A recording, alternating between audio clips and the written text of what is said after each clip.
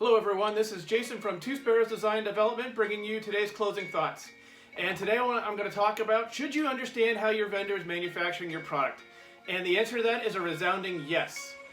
You want to understand, first off, if they have a quality process, and more importantly actually, is do they follow that quality process? So there are manufacturers out there that may not actually have a defined quality process or quality system because they never went out and got a certification. And some of these businesses do have a natural flow to make sure that products are made correctly, or more than likely they wouldn't stay in business very long. So just understand where they are, have a chance, look through the documents, and make sure that you're comfortable with their capabilities to manufacture your product. Secondly, what is their production capacity? What if you all of a sudden have a spike order and you need to get product out the door? So can they turn it around quickly?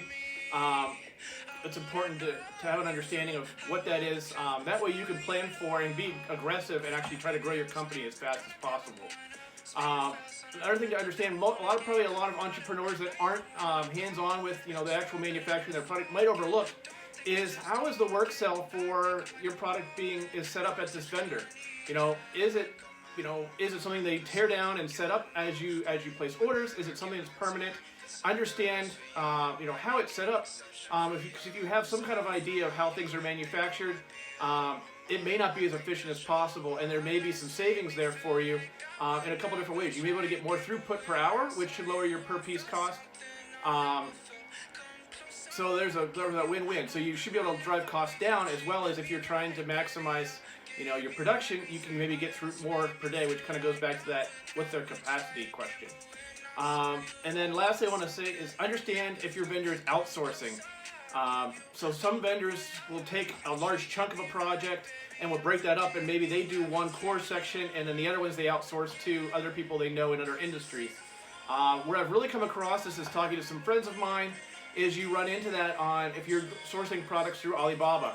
There's a lot of companies out there who all they're doing is selling a finished good.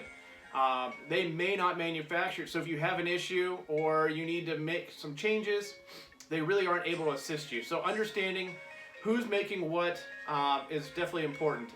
Not discouraging you from finding a vendor that can handle multiple things, because there definitely are advantages to that, which I can talk about at a later time. So with that, this is really all I wanted to cover today. Hope it brought you some value, and if it did, please share it out with your friends and like our page. And take care, never stop.